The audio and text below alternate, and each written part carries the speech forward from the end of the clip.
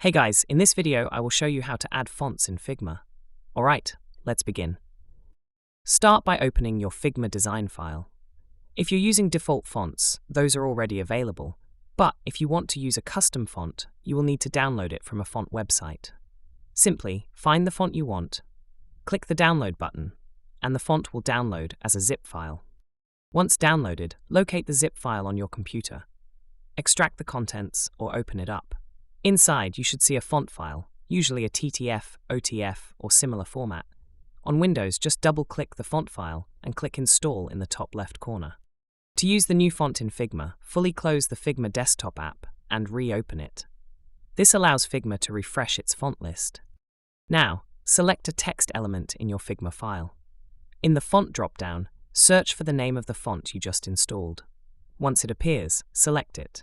You can now use this custom font in any Figma file on your computer. So that's basically how you can add fonts in Figma. And that's it for this video.